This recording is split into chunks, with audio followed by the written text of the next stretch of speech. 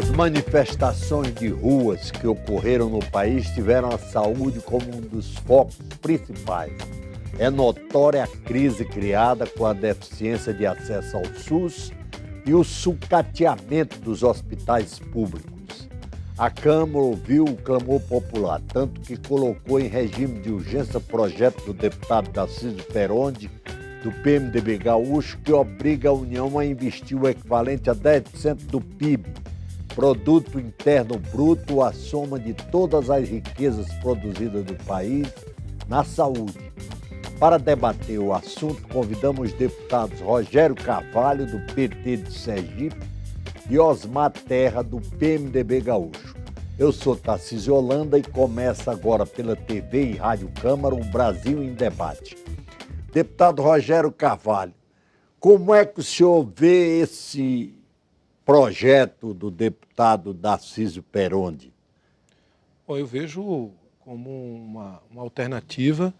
Nós precisamos de pelo menos 50 bilhões de reais a mais de verbas federais para a gente chegar num patamar não excelente, mas um patamar de razoável bom, ou seja, para chegarmos a uma nota 7,5, 8 em termos de prestação de serviços, qualidade da prestação de serviços, nós precisamos pelo menos 50 bilhões. O projeto do deputado Tarcísio Peronde representará em torno de 38 a 40 bilhões a mais. É insuficiente ainda. A nossa proposta é que a gente avance um pouco mais e a gente possa debater uma cifra em torno dos 50 bilhões de reais a mais para a saúde, que deve ser incorporado paulatinamente no montante de financiamento destinado ao Sistema Único de Saúde.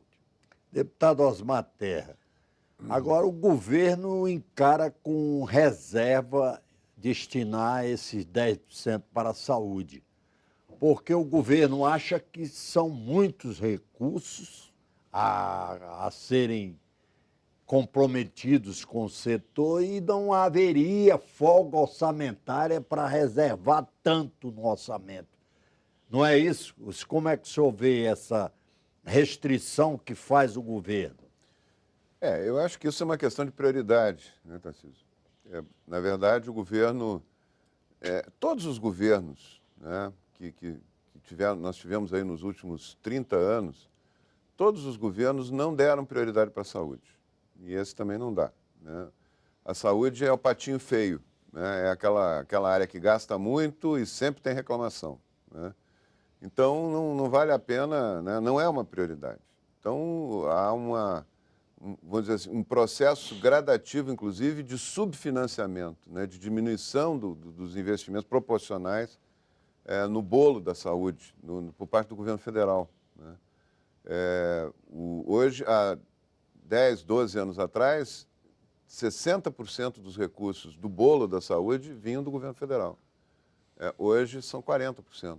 Os municípios estão fazendo das tripas coração, não sabem mais o que fazer, eles colocam, em média, estão colocando 20% do seu orçamento na saúde, né?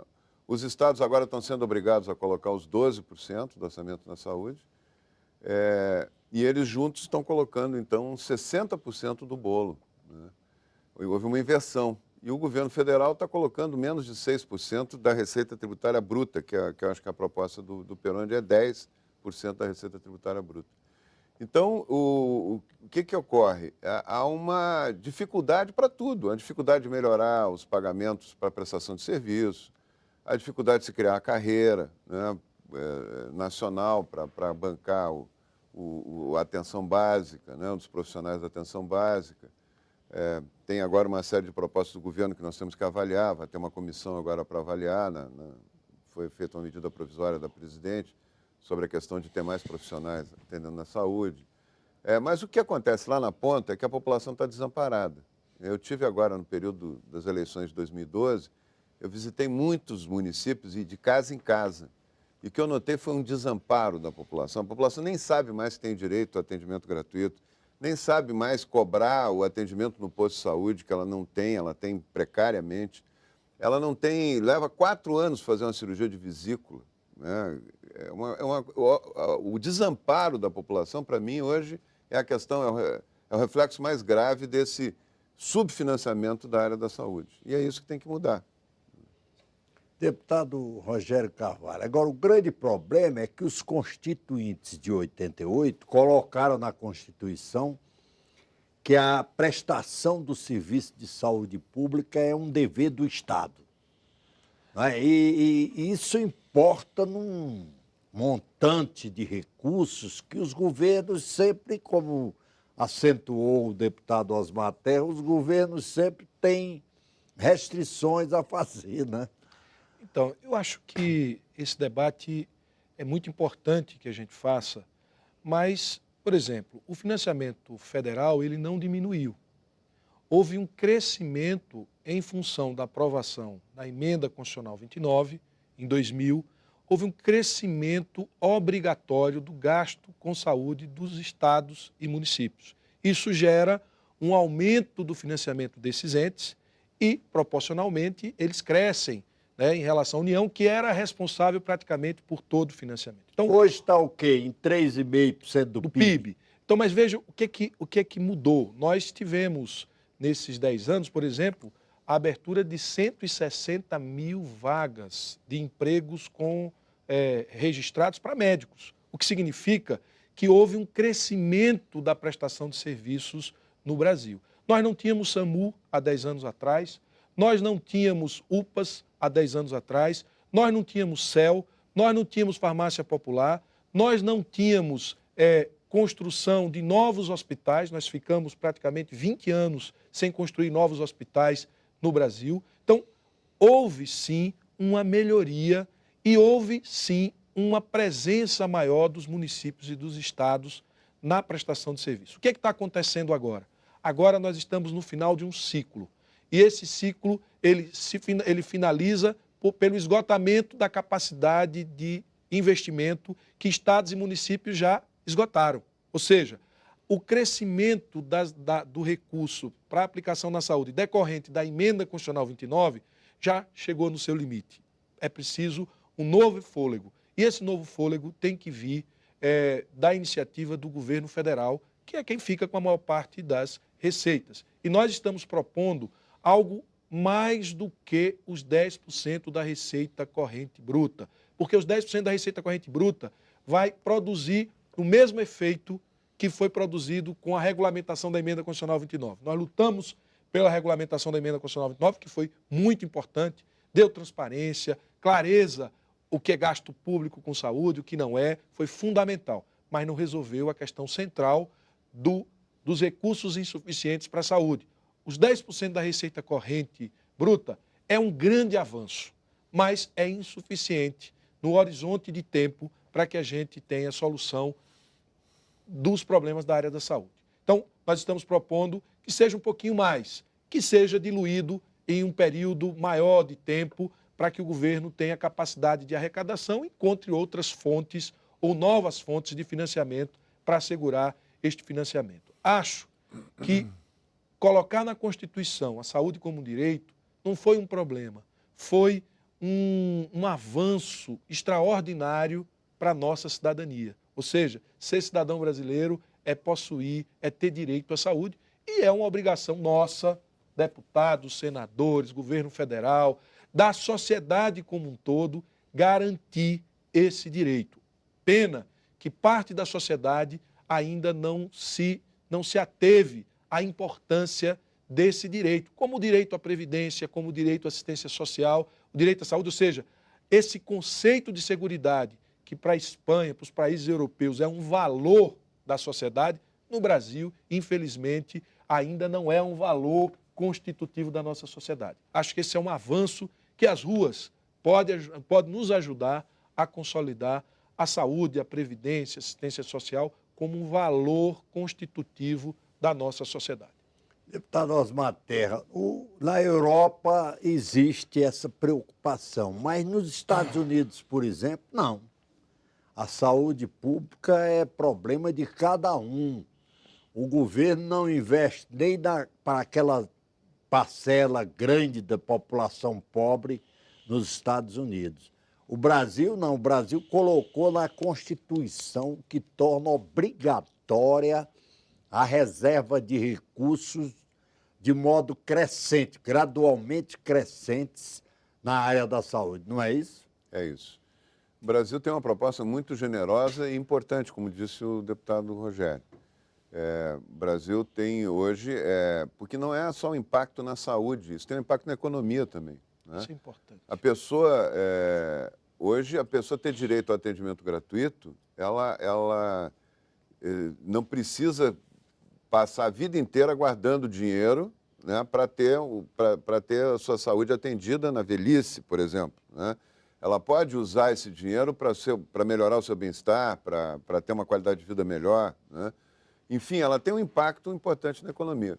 O que ocorre é essa questão do financiamento que tem que ser resolvida. Né? Eu até endosso qualquer proposta que for melhor que a dos 10%. O problema é que nós não temos nem os 10%. Né?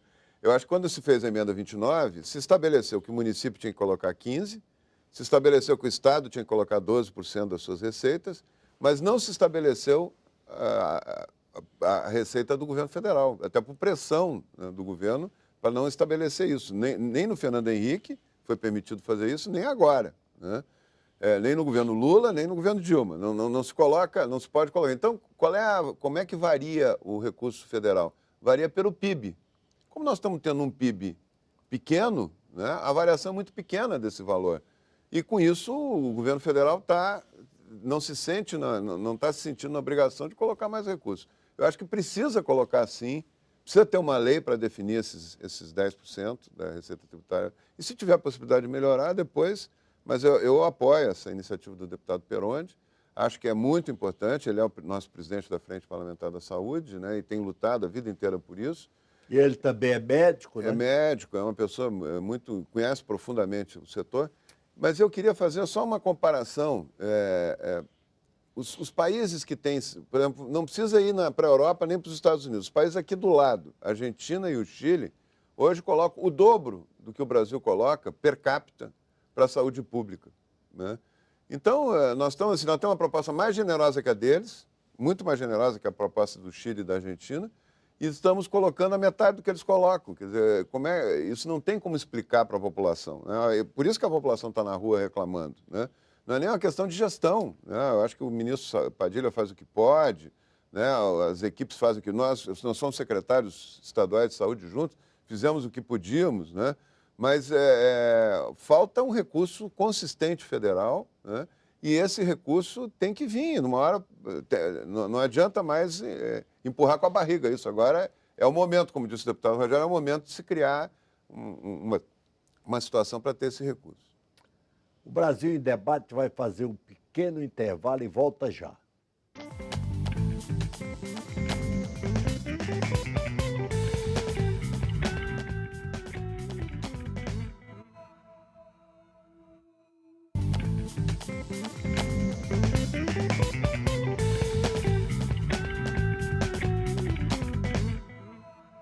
O Brasil em Debate está de volta com os deputados Rogério Carvalho, do PT de Sergipe, e Osmar Terra, do PMDB Gaúcho.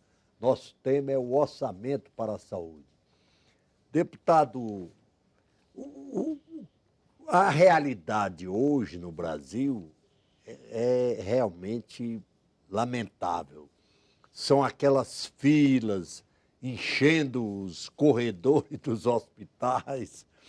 Esse é o quadro que se conhece nas grandes cidades brasileiras, desde Porto Alegre, Recife, Fortaleza, Salvador, além de São Paulo. Em São Paulo, então, o problema é ainda mais grave, porque é uma cidade gigantesca, cheia de problemas sociais, não é? E esse problema aparece nos hospitais públicos, né? A precariedade desses hospitais públicos é notória, né? Nós temos hoje um problema, Tarcísio, que transcende o setor privado. O Brasil tem um apagão na infraestrutura da saúde como um todo. Então, você tem espera também no setor de planos de saúde. você também tem uma crise no setor de plano de saúde. Falta capacidade instalada, ou seja, hospitais, principalmente hospitais, para o setor privado também, como falta para o setor público. E nós temos hoje dois grandes desafios que o governo tem que enfrentar com novos recursos. Os novos recursos precisam resolver a questão da falta de médico em grande parte dos municípios brasileiros. Precisamos melhorar no interior do do país, interior né? do país e na periferia das grandes cidades. Precisamos resolver isso. Esse é uma chaga. Nas áreas metropolitanas, na isso a gente precisa, periferia, né? porque é fundamental que os cidadãos tenham o sentimento de proteção, né, e o acolhimento dos serviços de saúde, e para isso é preciso ter profissionais perto dessas comunidades. Então esse é um problema. Nós temos um problema que não evoluiu praticamente nada desde a década de 60, que é a área especializada, de diagnóstico especializado.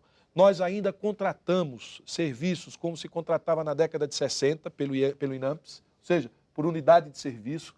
O paciente, o usuário do sistema, faz um périplo de clínica, de laboratório, imagem, para conseguir ter os exames, para fechar o diagnóstico. Ou seja, ele começa, leva 6 meses, quando chega no médico com o resultado dos exames, já tem que começar tudo de novo, porque aqueles exames já não servem mais. Então, tem que mudar. Estão defasados, tem que mudar a lógica de contratação.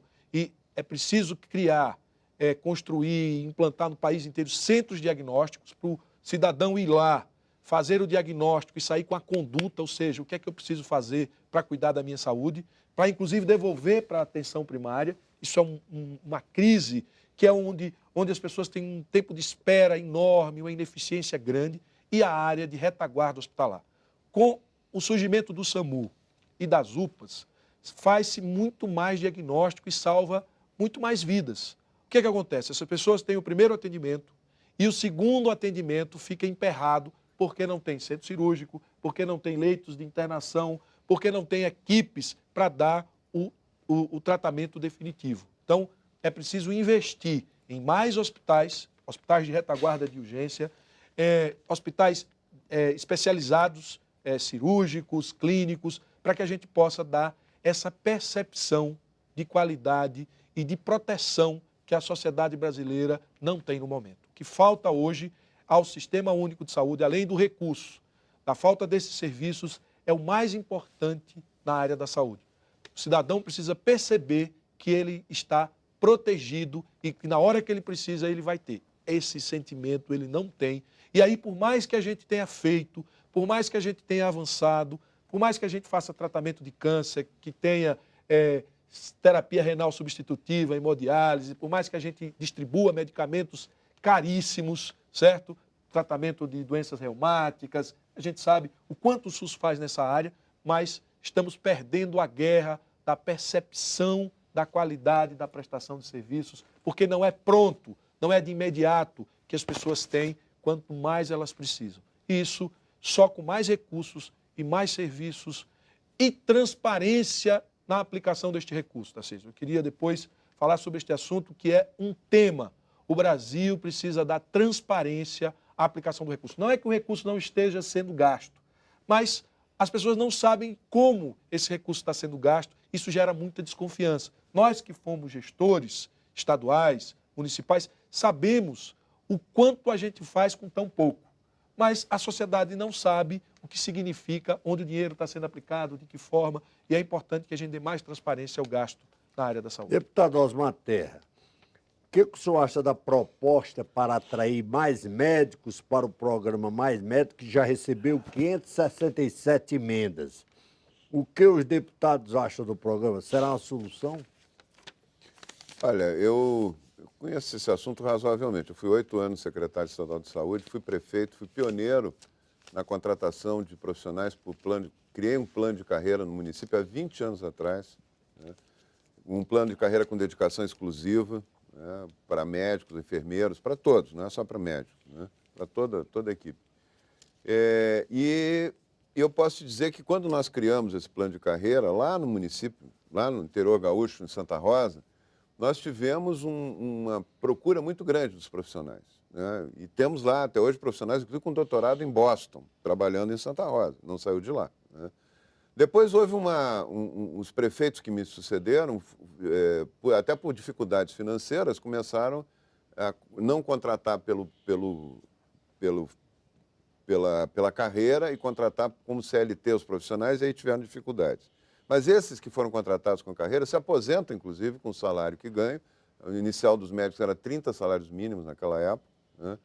E isso atraiu muitos profissionais. Eu acredito que se nós tivermos uma carreira nacional bem estruturada, com direito a pessoa a avançar na carreira, ter dedicação exclusiva, não ter nem consultório privado, nem outro emprego, se dedicar exclusivamente, não ser um bico, né? Ser uma opção de vida, nós vamos ter, aí sim nós vamos ter uma ideia da dimensão dessa questão, se falta ou não falta médicos. Hoje os médicos estão saindo do SUS, né? Pela precariedade dos vínculos, porque paga pouco, porque não tem garantia nenhuma. Se mudar o prefeito, pode mudar a equipe toda, né? Então o sujeito sai de um centro onde ele dá 2, 3 plantões por semana, tem um consultório ali que atende 2, 3 consultas por dia, ele ganha mais do que os 10 mil que o governo está oferecendo, né? E ele largar tudo isso para ir para uma cidade do interior, chegar lá, qualquer mudança que tenha na Secretaria de Saúde, ele também vai ter vínculos precários, né? Ele também pode ser mudado ou pode ser dispensado, ele não tem estabilidade, ele não tem garantia de aposentadoria com integral, não tem nada, né? Então, esse profissional não vai. Ele não está indo para ir para o interior. Ele não está indo. Primeiro, eu acho que o primeiro passo nessa questão devia ser o governo garantir os 10%, né, ter recursos para a saúde, para poder garantir uma carreira. Os profissionais terem uma carreira, todos os profissionais, não é só o médico, todos os profissionais que trabalham no SUS serem funcionários federais contratados pelo governo federal e cedidos aos municípios, como foi no início do SUS. Eu sou médico com vínculo federal, né? Eu fui cedido no caso, eu fui cedido para o Estado, foram cedidos para o Estado e municípios. Quando houve a descentralização do SUS, na década de 90, os profissionais todos, federais e estaduais, foram cedidos, mas quem pagava o salário era o governo federal e o governo estadual. Só que esses profissionais já se aposentaram. E a reposição ficou tudo nas costas dos municípios, ficou toda nas costas dos municípios. Os municípios não aguentam, né? Eles não têm capacidade, eles têm 15% do bolo tributário, né? Eles ficam só com 15% de tudo que se arrecada. O governo federal fica com 60 e poucos por cento, e não ajuda a contratar, não ajuda a financiar esse sistema, esse atendimento já das equipes. Então, isso é uma das causas que causou esse gap. Tem que ter uma carreira federal, os profissionais cedidos, e aí nós vamos ver se falta ou não falta. Aí, se faltar, eu acho que nós não precisamos nem criar faculdade nova. Nós temos aí as faculdades públicas, federais, que basta dobrar o número de vagas nas faculdades. Já aumenta muito o número de profissionais.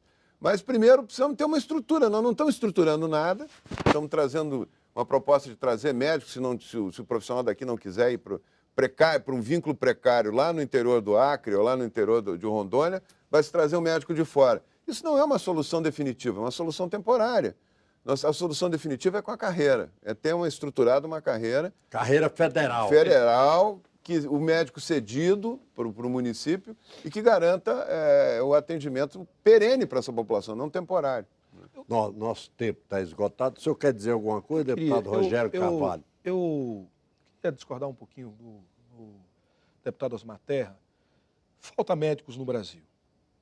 Sou a favor da carreira de médicos para o Programa de Saúde da Família. Mas falta médicos. Eu fui secretário na década passada, ou seja, depois da regulamentação da Emenda Constitucional 29.